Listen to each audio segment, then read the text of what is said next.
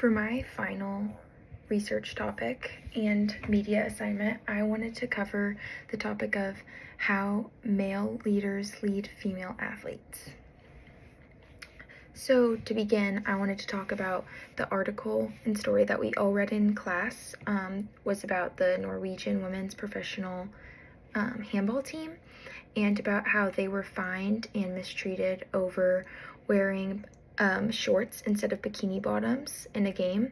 How all the female athletes who participated in this and agreed to it, after trying to discuss with the coaches and their organizations, they were all fined, and about how the evidence it brought up on women's bodies, and how coaching, uniform rules, and all of these dynamics play a large role into power and communication.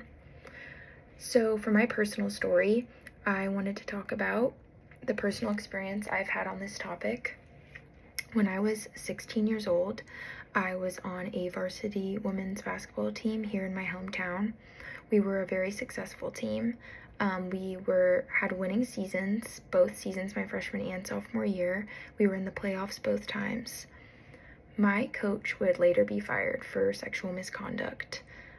This started when I was 15. Here is a correlation between this and the Norwegian women's handball team, which is why I thought that'd be a great story to use as evidence from class, which was that I used to not be able to switch my jerseys in front of my coaches before my games. None of my teammates and I were allowed to, because they were not able to handle themselves. My coach had to ask us to do this because he was unable to handle himself if he saw us in a sports bra. He could not be in the locker room. We could not be changing any part of our uniform when he was in our locker room before the game. We had to let them know if we wanted to change something and they would need to leave.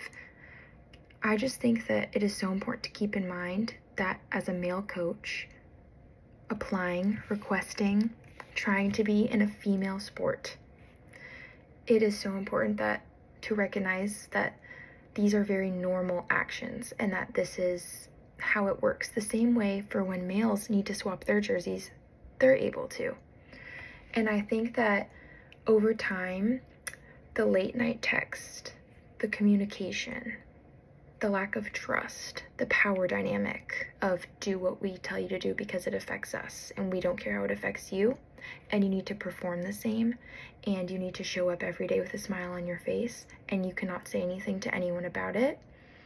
And texts that were so vague where you could almost believe that they were meant to better you, when in reality it was picking favorites, or gross realities of the fact that my coach was into some of our 15 and 16-year-old players more than others.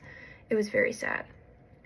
I think that in our textbook, we talk a lot about the starting lineup, and we talk a lot about how this is shaping the culture and identities of our team, and how the culture and identity of your team is so important to how you perform and your trust and the bond it can create for the success of the female athlete.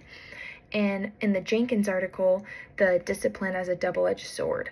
I think that discipline is important. I think that you need discipline to be successful. But I think that control is different than discipline. And I think that control in a negative light only harms athletes, specifically females, because of these power dynamics. And we don't only just see this in women's sports, we see this in society. And I think that's why we as young women are so trained to believe these things. So I think that not only do we see this as a negative, but I think that also, like when we looked at Greg Popovich's article, we saw that he put his team above other things, even above him and a general manager, who is his boss, who he gets paid by. He was like, no, I want the best for my team. I want the best for my players. I think that selfless coaching with discipline, he expects them to be there on time. He expects them to give them his best. He doesn't expect them to do things and to conform to rules that aren't what they signed up for. He expects them to do what they ask. Why should we as female athletes, when we have male dominance already in society, why should we conform to the male gaze for television views? That is a large part of women's sports. Why should we conform to what my coach's needs were when he applied for this job? knowing there's going to be different practice teams. It's impossible to not. That's how the games work. You scrimmage back and forth. Requesting that we purchase t-shirts to wear underneath our jerseys because he can't handle himself. He can pay for those if he needs that.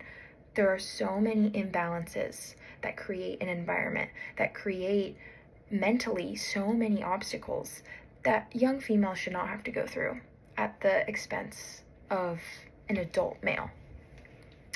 And I think that my 2 private conversations I had with others were 2 collegiate female athletes that are my good friends.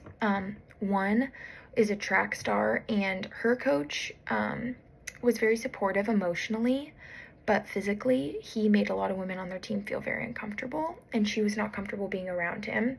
And my other friend was a soccer player, and her coach would do and during practice, he would demonstrate and touch female athletes, very inappropriate, but the school and him always found a way to brush it under the rug. The same way my story was, my athletic director told us, you did not know what you were seeing. Our athletic director told us he's been screened. We were told we were wrong. That is not, and unfortunately, it is not a rare occurrence.